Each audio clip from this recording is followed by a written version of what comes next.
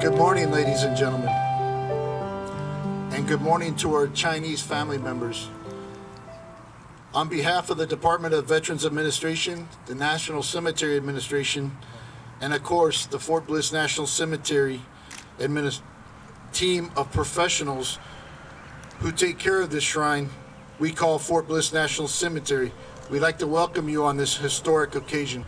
I would like to extend a very warm welcome to all the families who have traveled so far to visit their loved ones who are enshrined here at Fort Bliss National Cemetery. 今天来到这里非常的激动啊！我和我的同事伊川领事，代表中国驻休斯顿总领馆，也代表中国政府来参加咱们今天的非常让人激动、非常让人兴奋的这样一个非常隆重的纪念仪式。首先呢，我想非常感谢连安女士，还有龙跃基金会，当然也包括美方的以 Director Porter 为代表的咱们军人陵墓的工作人员，他们长期以来对咱们中国50多位中国英烈的长眠于此的中国英烈的这种无微不至的关照，他们的牺牲，我想不是白白的牺牲，实际上，他们做出的牺牲是全中国抵抗日本侵略的一个重要的组成部分，也是世界反法西斯战争的一个重要的组成部分。现在中国的发展，现在中国的每一寸土地上依然浸润着这样一批烈士的鲜血。今天，不知大家注意到没有？我进来了不久，我就注意到了。今天我们的陵园，美国的国旗下半旗，为了我们举行这次活动。从雷鸟基地找到史料显示，1941年10月开始送第一批中国飞行员到美国受训，美国前后培训了866名中国空军飞行员。第二次世界大战期间，在美国接受各类与空军有关训练的中国公民人数达3553人，使中国成为仅次于英国和法国第3大外国人培训计划。在我们这里，就有这样一批空军先烈长眠在这里，他们都有着优裕的家庭背景，接受过良好的教育，可是国难当头，他们放弃了个人的一切，怀着保家卫国的宏愿，参加空军，接受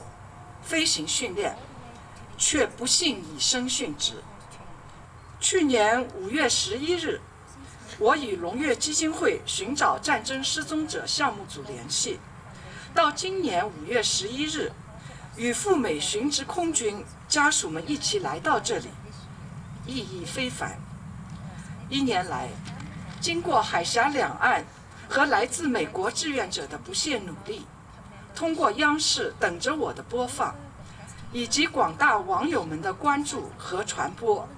从开始着手为空军清烈寻亲，今天跨国祭拜，发生了无数感人的故事。请允许我首先代表深圳市龙跃慈善基金会，代表湖南省龙跃和平公益发展中心，感谢大家。首先，我要感谢布里斯堡陵园全体工作人员，我要感谢我们一同从中国大陆过来的我们的中国空军的亲人们，是你们的坚持，是你们的坚持，让我们看到人类最为可贵的血脉亲情的珍贵。我已经在这里生活和工作18年，18年来我自己从不知道，也从来没有听说过，在El Paso Fort Bliss 国家军人陵园安葬有50多位中国抗战空军烈士。直到大约3周前，洛阳一位朋友发给我的微信，我才第一次知道这个重大的历史事件。我们在这里学习、工作和生活的中国学生学者，和华侨。我们有义务，也有责任，来为这些为国家、为民族而牺牲的烈士们献花扫墓。我们要把这个活动一代一代的传下去，让这些长眠在此的烈士感到温暖，不再寂寞。谢谢张教授。我跟张教授通过电话以后，下午他就给我发微信，带着学生，然后紧接着带着教会的朋友，就到陵园去了，而且献花，然后在教会放映那个央视的节目，非常感谢。我是寻找战争失踪者项目部的负责人刘群。作为一名80后，我没有经历过战争，战争带给人类、带给家庭的创伤，我也只能从电影、电视和书本里去体会。2018年5月11日，就是1年前，我接到李安女士的一封寻亲邮件，就是这封邮件让我们结缘。我们经历了长达1年多的一个往来，就是关于这个项目，让我呢也更加的了解了美国空军的这段历史，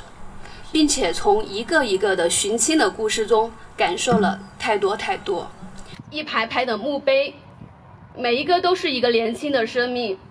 每一个都带走了家人的所有牵挂，他们安眠无语，只等着亲人的到来。1年时间，通过中国大陆、台湾以及美国志愿者和我们所有媒体朋友300多个日日夜夜的寻找，我们找到了26位安葬在美国的中国空军，其中有24位就是安葬在布里斯堡的军人陵园。作为这个项目的负责人，我收获了太多的感动李安女士的执着，她真的把所有长眠于此的中国空军当成了自己的二叔。特别让我感怀的是，还有今天没有到现场的，一路走来在寻亲过程中默默付出努力的全国各地的成百上千的志愿者们，正是他们的付出在互联网的世界里面支持我们。每一个寻亲家庭的背后都有很长的一串的名字，我记着大家。我记得在去年下半年，当我五叔通过央视等着我接栏目转播寻找2战空军家人的电视时，当局与湖南农业和平公益组织取得联系，希望寻找我大伯李一昌，并提供大伯的相关信息资料。不久，农业组织告知已经找到了，并提供了墓碑照片。但当我五叔看到墓碑照片上的名字是李卫昌时，表示疑惑，以为是老家的另一位先烈。但农业组织没有放弃，而是首次上门沟通解析，并通过远在美国的李安大姐和李宗泽先生提供了更有说服力的资料予以佐证，才得以打下了我五叔的顾虑。墓地工作人员重新为我大伯李一昌建了一块墓碑，当时就是因为一块字母错了，他们承诺在我们祭拜之前要我们重新建过，真的感谢他们。大伯的灵魂得以安息了，我们家族的亲人得到的却是感动和感激。昨天在墓地，当我们向52位先烈纷纷献上香敬发时，天空突然下起了雨，真的是不可理解，